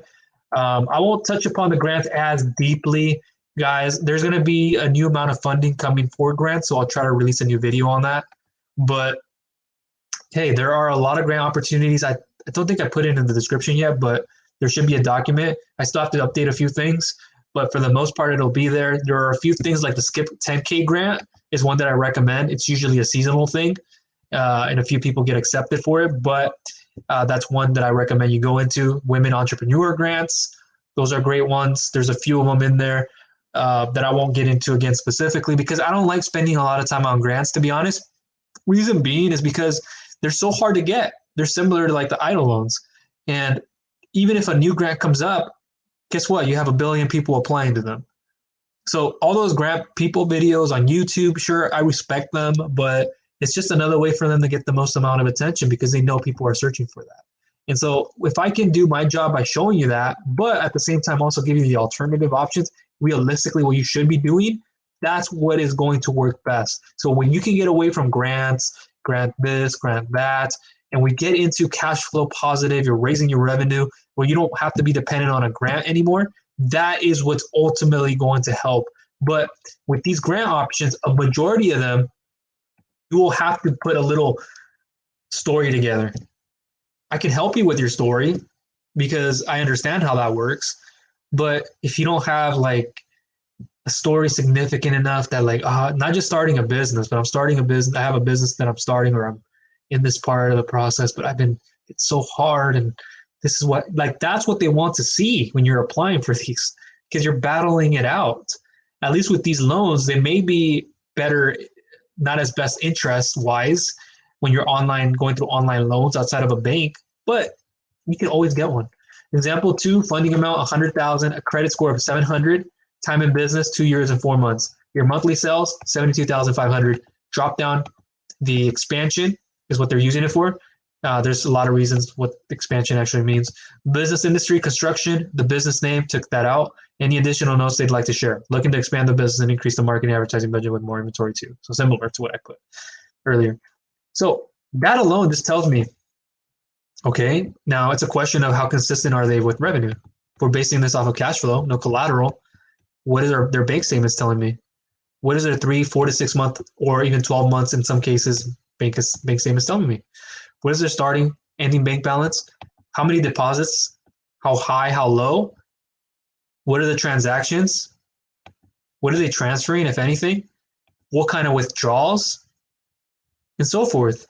If a year's worth of tax return is needed, or more than one, which a lot of the times it isn't, profit-wise, what is it stated in there? How can I look through this? But if it's all consistent, especially if they're on an increase, their lowest month is 72,500. Now they have a month where they did 82,500. They did a month where they did 90,000. Guess what? The chances of them getting approved for 100,000 is much likelier to happen than not. And then they're telling me that their average month, like if I put down here, this was an older example. So if they do average monthly revenue, they're telling me they're doing 95,000. They just happen to have a 72,500 dip for a majority of reasons. There's a lot of them. But if that's the case, average-wise, in this example, we'd possibly take their lowest amount and base it off of that, not the actual average. If it was somewhere between, if it were like 90,500 or just 80,500 or more like 85,500, just a difference of 5,000 to 10,000, then we can take that actual average in most cases and base it off of that. So getting 100K, especially with the lump sum, is more realistic. Now, if we're talking about collateral-based loans, then you want 100,000. You have a 700 FICO. Collateral base, we want at least a 600 and above or so. It depends on each lender. Time in business is strong enough. Okay. Well, let's see. They don't have revenue and in the 92,500 range or however much it is up here. Let's put it back to 72. Well, let's see. Do they have any collateral they want to give up? Maybe they're doing 15,000 and they have, or let's say they're doing 30,000, 20,000, 30,000. They're doing on average 40,000. Well, to get to 100,000, that'll be not realistic unless you could give up some kind of collateral, and then we can look at dropping the interest rates and talk about seeing if we can get you +2+ years.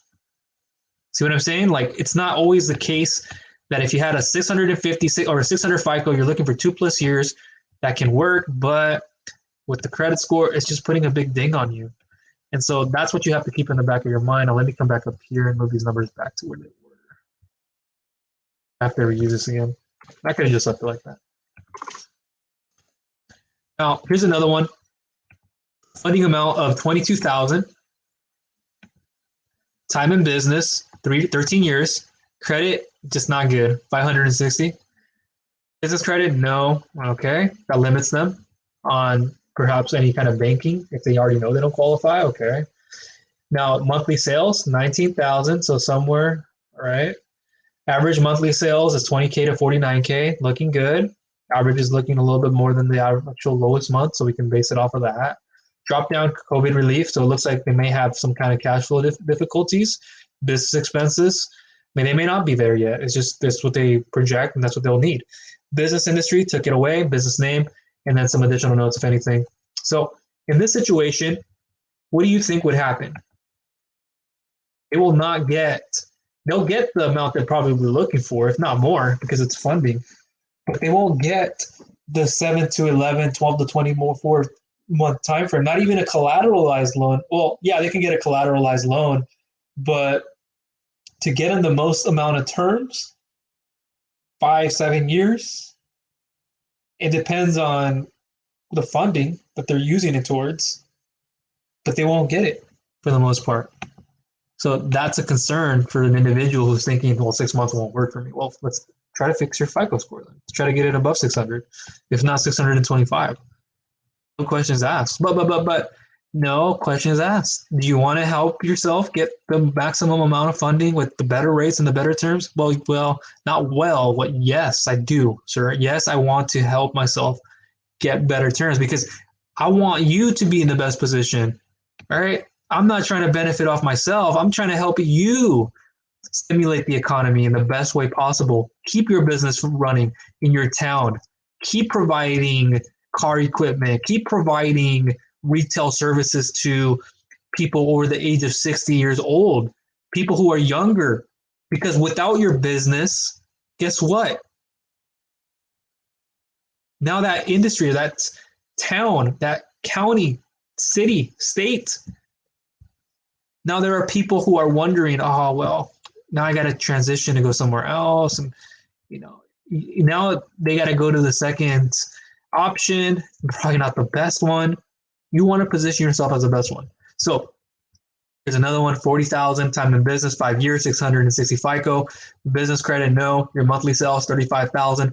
Average monthly, 20K to 49K. Use of funds, working capital. Now, this individual might be thinking, can I get something 2+ years? And can I get this and that? Well, collateral could speak if you have collateral, sufficient enough. But for what you're asking for in a 660 FICO, at this point, you may qualify for about 7 to 11 months. So you may get 11 months. You may get the longest. You may get 10 months. You may get 9. However, working capital that you're using towards the growth of your business, expansion, etc., however you're using it, makes sense in the short term with an ROI, okay. But if it's an increase in a longer term, 2+ years, well, let's see what we got. Let's see if we can get you a line of credit instead. Let's see if we can get you collateralized funding, accounts receivable financing, and inventory financing. There are different types for different people in different industries. Funding amount, 600K, time in business, 8 years, credit, 780. Business credits, yes. Your monthly sales, 300,000, 250,000, average monthly sales. Use of funds, expansion. What are they using the funds for? Marketing, advertising, inventory, payroll, debt consolidation. Now, this is almost like what I like to call a dream profile or an A-paper lending profile. This is where we're Okay, 600K, 2x the amount maybe that you're doing on average, but it's quite possible we can get them approved for this. Of course, I've had individuals who just recently got applied for and then got approved for more than 600K. And I've had that last week and the week before and so forth beyond, and we'll continue to. But this is such an attractive profile because of credit. Anything over 700, amazing. Funding 600K, time in business way longer than 2 years. Credit, yes, for business credit. Monthly sales up there. Use of funds, perfect for a lot of reasons. Now they're getting these more. They can get more than the 12 to 24 month. They can go beyond 2 years if they qualify for other types of term loans, perhaps a secured line of credit, aging receivables line of credit, online banking solutions. Perhaps they qualify through their traditional bank. And then we can also stack on more products. We can get this individual like a line of credit. We can get them an unsecured term loan. Perhaps it's a secured line of credit with an unsecured term loan. Or however you look at it, we can get you more funding with multiple products. But when you're like, I'm just so set on having that one because finance-wise, the way you account for money in your business, I get it. But at the same time, you have to look at it differently. So they got this individual, and I moved the numbers around again, 18 months with the 1.23 total payback, about $10,000 or so per month. It was about a $513 a day payment. But at $10,000, getting approved for 600K, but takes 150K actually, or 150K and $500 a day payment for a business that's doing over $1 million. Like, come on, like that's where you're like now you're just low price shopping for the lowest price. And yeah, we can try to get you less if you have collateral or if you have these other assets to give up. So think about that. So just some documentation, and I won't get into all of that, but that's a little bit different. This is a business line of credit. So let me move all this over. I think I've covered everything. The end of month offers, why you're not getting funded and what to do to fix it faster. So again, I spoke about this throughout the duration of this video. Fix your credit score. I'll have information down below. Increase it. Your fundability details, revenue-wise, collateral, if anything, credit, time in business. Over 2 years is usually best, but anything underneath it is fine. How to improve all of this. You just got to take it day by day, really understand your business. So aside from that, how to improve your business online and gain more customers and repeat ones. That's what I want to quickly get into and we'll shut off. But even if you're not digitally put together yet, the way you can increase your customers and get customer retention is to solely just have a website, have a Facebook profile presence, have consistently in your posts whenever you're on Facebook, whenever you're in groups. You can even run an advertisement online through Facebook, through Google Ads to increase the exposure of your business through your products and your services. And I know that's in a generic sense, but let me move this over. Excuse me. But yes, to increase your growth, you'll want to have some kind of an online presence, but it isn't enough. Are you getting enough people to visit your website? Are you getting enough people to get to a landing page? To once they get to a page, they fill out information, then they go to a page where they can see some of your services, and then you can offer them something after you gave them something for free. And then you do what we call the value ladder. From there, the entry product then takes them into more of a front-end product that may be about a $7 to a $39 payment.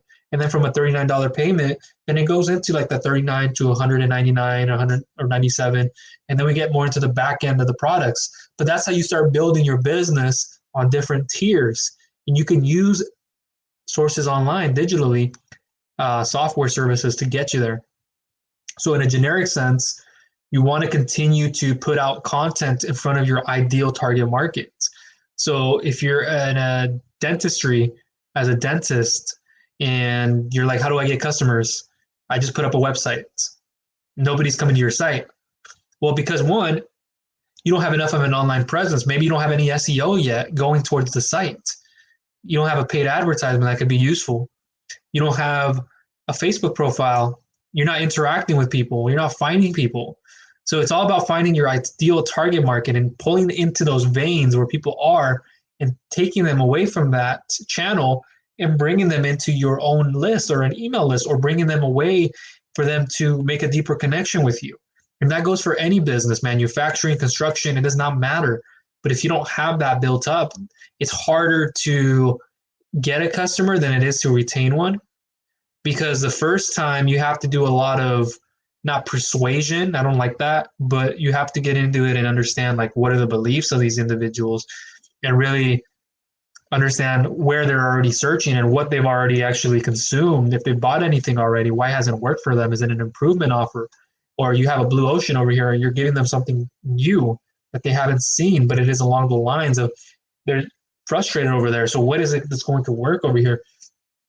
And so you have to understand that, and that will ultimately bring you growth in your business through marketing and advertising, which I've seen it happen with my multiple businesses that I run, that I know how to do all this stuff on my own if I need to, which most of the time I do. But in a generic sense, again, let me come back over to this page. How to improve your business online and gain more customers and repeat ones. Have a stronger online presence. You may have one offline, but online, a lot of people are at home. A lot of people work from home, no job, looking for a new one. They're looking for ways of supplementing their own income. They're trying to do something different for themselves and their family. And so everybody online that's where everybody is. That's where the attention is. And you can find them on places like YouTube, Google Blogs. You can find them on Facebook, Instagram, TikTok, etc. But you just have to plug yourself in and see where not only is your target market at, but where are they the most responsive? That's the key part. Target where they are, or what is the most algorithmically fresh place to go to, but then at the same time, where are they being most responsive is the ultimate thing. Like, yeah, I found it here, I found it there too, but here is where they're more responsive to me, and this is what is actually going to help me attract more of an audience. So ultimately in your business, that's what you have to look at. So if Facebook is it, then it is. TikTok, blogging, you got to understand that you have to go in 100% of it, devote it for about 1 to 5 years on one channel, or 1 to 3 years more so. Be omnipresent on multiple ones, but understand that focus is what's going to get you there. And then you can start piling up more. So grants, stuff like that, like I said in between, I won't get into the specific ones. I'll leave some information down below just because, again, like grant opportunities, I don't want to spend a lot of time on them because they come and they go. Yeah, there's great ones out there, but I'll have an updated version for you guys. If it's not there now, I put it there. I'll put it there in time.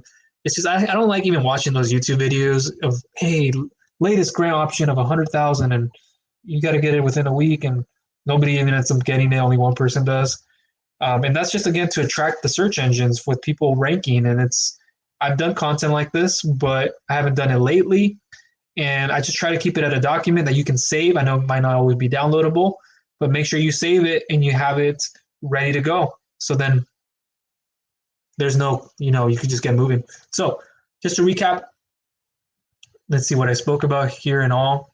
How to get the lowest interest rates and best terms possible right now outside of the SBA Eidl loans, and what you should do to focus on instead of interest rates. Eye-opening stuff there. And I did, don't focus on interest solely, focus on your repayment, not always on your term a little bit more maybe, but repayment. What does it look like? How do I adjust? How do I not accept that? But that's acceptable. Oh, I don't have anything else I can leverage. Well, let's do this. Let's go for it. I understand my business, my plan, my finances. So as your, financial consultant, as your business loan broker / agent and so forth, I'm really going to help you understand how to align all these together. So I spoke about that, how to get approved for funding, even if you'd have bad credit, no collateral, and even insufficient cash flow. Sorry, I'm looking at the document.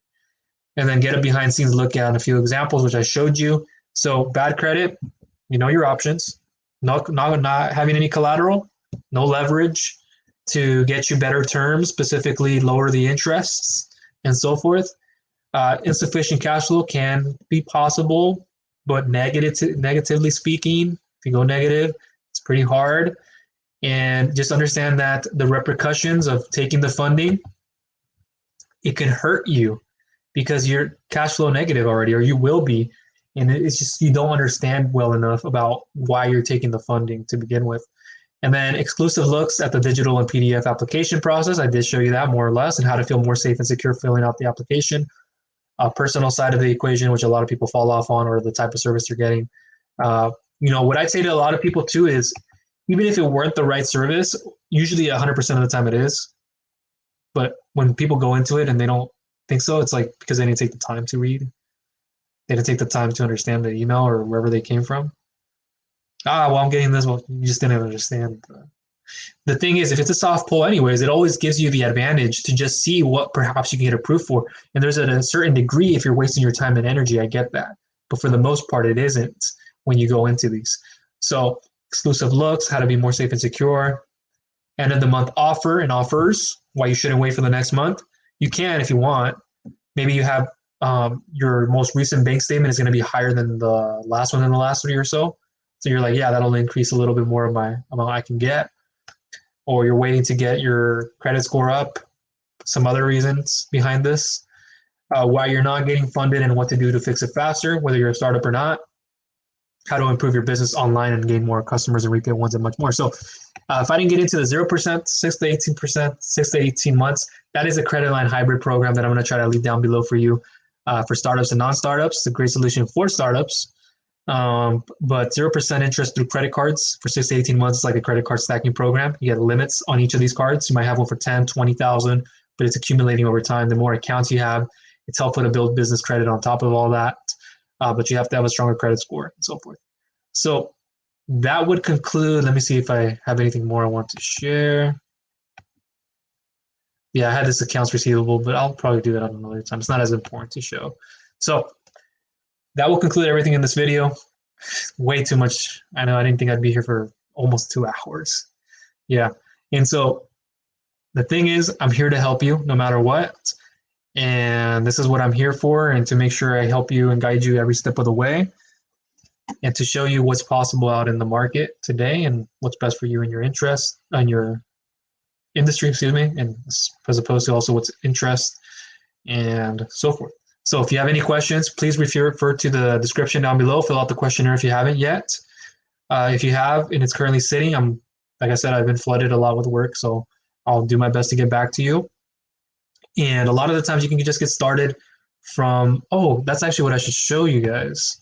Let me see if I can find this in the description. Actually, I won't, yeah, I'll do it right now. If you want to stay with me, I'll show you a quick.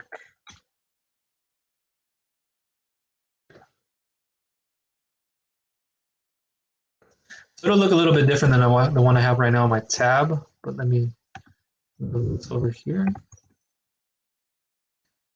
Perhaps you've already seen this when you filled out the questionnaire. So this is what it'll look like currently. It may change over time, but it may not. Let's go back. All right.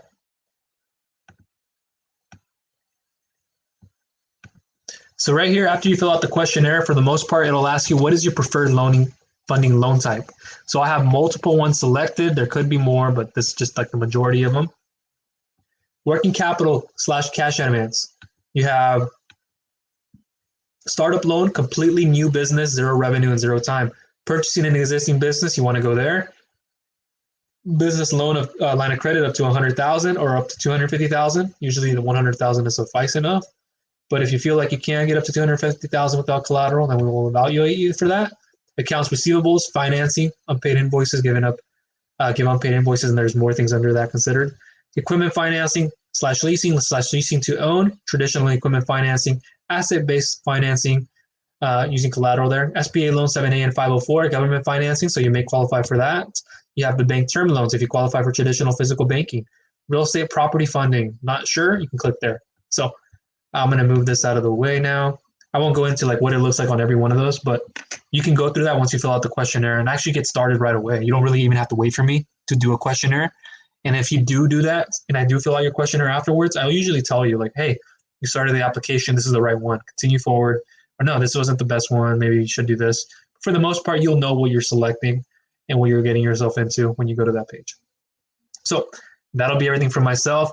I'll jump on a TikTok shortly. I'm going to take a break, and I will talk to you all soon. Thank you for being here today. Take care.